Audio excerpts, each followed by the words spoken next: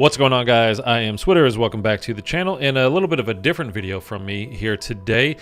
I wanted to address something that I see coming up over and over and again in the kind of CoD community, if you want to call it that. And it came up in my stream earlier today. So I just wanted to talk about it because I know a lot of people have opinions on this. And, well, let's just jump right into it. Is free DLC killing Call of Duty Zombies? For me, the short answer is just no. And the people that would say yes seem to lean on, well, okay, we first got free DLC with Black Ops Cold War, as far as zombies goes. They point to Die Maschine being an original map. It's the one that came on disc, came with the game, and it's the only original map in that game. Everything else is a reused asset. You go to Firebase Z, that's from the campaign. You go to Mauer der Toten, that's from the campaign. And then from Forsaken, again, from the campaign. Now, my response to that is, yes, that's all true. Like, you can't argue with that at all. But what you can argue with is, you got to remember, this game was made, one, during the pandemic. And everybody was truly working from home. There was a full lockdown. Essential workers only. You could not go into work unless you had what was called an essential job. And as much as we love zombies and we love Call of Duty, it's not essential, and they were not allowed to be in the same room at the company working together. So everybody was working from home. On top of that, you got to remember, when Cold War came out, that was supposed to be Sledgehammer's year. That was supposed to be Vanguard.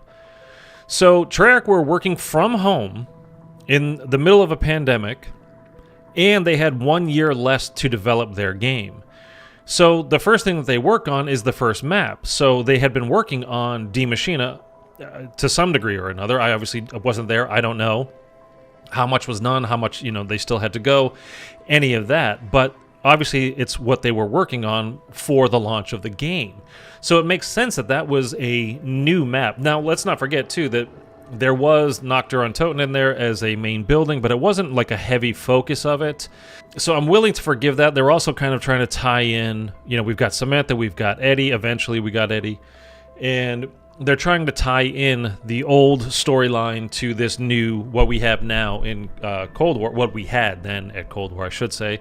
And as far as we know, will continue in Treyarch's next game, which, again, not coming out till 2024. What's coming out in fall of 2023? Will we get a standalone Zombies game? Will we get BO2 remastered? Zombies Chronicles 2? No idea. That's all speculation. So they had less time to make it, and it was a big crunch that they were under. And then, of course, the next argument is, well, look at Vanguard and look at what a disaster that turned out to be. And I would certainly agree with you there. That I didn't like it. I'm sure somebody does like some parts of Vanguard. I'm not one of them. I'm glad to see it gone. I thought after they put out Terra Maledicta, they should have just stopped. But forget that for now. Let's take, that as another example of, well, that was free DLC and we got nothing. Nothing new, nothing original. They gave us a bad game. Well, okay. But again, this was supposed to be a Sledgehammer game. The zombies-wise, obviously the multiplayer was, but from a zombies-wise, it was supposed to be Sledgehammer. And then in about May of last year, so 2021, I'm forgetting what year it is, around May of 2021, somewhere around there, April, May, Activision took Vanguard Zombies away from Sledgehammer and gave it to Treyarch and said, okay, it's yours now, you deal with it. You've got 5 months, and you're in the middle of the Cold War game, but you have this to work on now as well. So I'm not going to take what evidence we do have as far as, what we've gotten since there has been free DLC as being gospel, and that's just the way it's going to be from now on. I just don't think it's the case. So that's a lot of mitigating circumstantial evidence, at least, as far as I'm concerned, of why we shouldn't expect this just to be the way it is now going forward. There were extenuating circumstances that caused the DLC to be kind of less than it typically would be, certainly less than we've expected from, or that we got from BO3 or BO4 or whatever. I mean, Origins was a DLC map. It's the greatest map of all time. Der Eisendrache was in DLC 2 or 1 of BO3. I don't remember at this point. The Chaos maps from BO4 were great. The BO4 maps from with the Ether crew, of course, those were remasters, remakes, however you want to look at it. But it was to kind of continue the story, and on top of that, that also had a little bit of a rush job put into it as well. Remember, BO3 was supposed to be the end of that storyline for zombies. At the end of Revelations, it says, the end. That was supposed to be it. And then Jason Blundell and his team started working on the next iteration of zombies. They had put that story to bed, and that's when they started working on the Chaos crew. And then at some point, Activision were like, well, I mean, Black Ops 3 was the most popular zombies we've ever had. Lots of people watching on YouTube and streaming and all that. There's a lot of interest in it. So why are we just ditching it now? So they were forced, forced in quotation marks, to keep that storyline going, or at least to give it another more concrete ending, because a lot of people weren't happy with the way it ended in Revelations. So they worked on it, and then again, it was a bit of a rush job, so they got put back, they remastered, Nuketown, and we had the Mob remaster, and we had Call of the Dead remaster, basically, the map. You guys were there, And they were good. I mean, they looked good as far as what they were, but they were remasters. But again, that was a bit of a rush job. So the stuff that was original in that same game, the whole Chaos crew, we got these incredible, as far as I'm concerned, incredible new maps, great locations. Ancient Evil was fantastic. 9 was very imaginative and creative. A lot of people don't like Voyage of Despair. I personally love it. I mean, maybe a hot take for you guys, but I personally loved it. So the evidence we've seen so far of when they have time and resources to do it, they are putting in the effort and creating new things. I don't think it's about whether it's free DLC or paid DLC. The other thing with that is DLC in the past has been $15 per map pack, basically. Each DLC was $15, or you could buy the season pass in one lump sum and get basically a $10 discount. So if you bought the individual maps, you get 4 DLCs, that's another $60. If you bought the season pass, that would be $50. So you're either looking at $12.50 per DLC or $15 if you bought them individually. Well, now you look at the bundles that they have in store, and they have new ones all the time. I mean, it's ridiculous how many new bundles we have all the time. The premium bundles, like think of the Samantha Maxis bundle, the Snoop Dogg bundle, the Terminator bundle, and it goes on and on and on. Those are $20 each.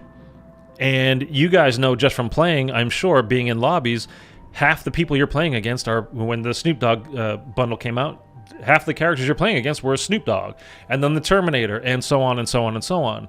And everything that we've heard from Activision themselves when they're doing their quarterly calls to investors has been they're making more money than they ever have since they moved to the free DLC model. So is it possible that Activision is looking at it and going, well, we can spend less, put less time into creating brand new things and repurpose stuff and still make more money? That's certainly possible. I'll grant you that, and obviously I don't have a definitive answer to whether or not free DLC is the reason why we're getting less and less quality and less new maps as we go forward. But as far as what makes money and what doesn't make money, the bundles are doing better than the DLC ever did. So I don't think it's straight just free DLC that's the problem.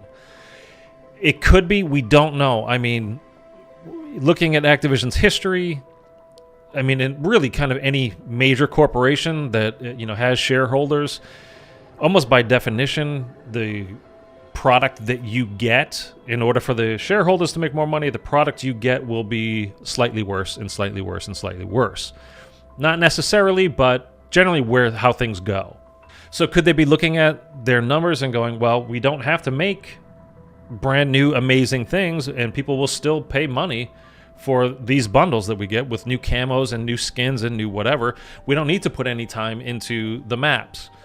Maybe it is. I hope it's not. I don't think it is. Again, we're going to need some... When we get the next Treyarch game, we will know. If we're getting repurposed maps in the next Treyarch game, then I think we could say for sure, yep, that's kind of what it is. It's the free DLC. Until then, though, because by that time, they will have their full window to make the new game. So they will have had plenty of time to sit down and create from scratch whatever they wanted to. They're getting their full window of time coming up. So that's why we'll know. In my mind, that's how we'll know. Until then, I guess we just kind of have to cross our fingers and hope that's not the case. I don't think it is, but, you know, if they keep going this way and they keep giving zombies players less and less and kind of treating us as third-class citizens in the Call of Duty world, Warzone's #1 now. It's overtaken multiplayer. They're still going to do a campaign. I play the campaign one time and I never touch it again, ever, for any Call of Duty.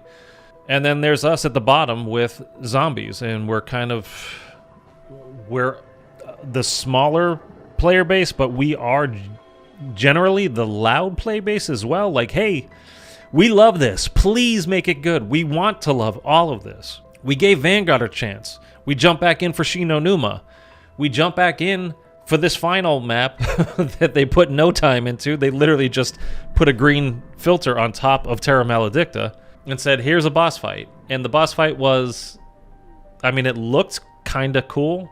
It was in the same boss fight arena that we had in the past, but the boss looked all right. It's a pretty, honestly, once you know what you're doing, it's a fairly boring boss fight, but it looks kind of neat. I don't know.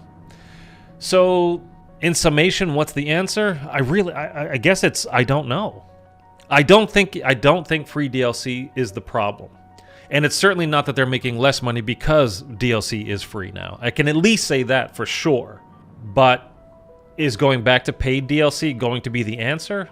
I don't know. Maybe they think they can just get away with, you know, hey, you'll buy bundles, so maybe we don't have to make these new maps. We don't have to spend the resources and the time.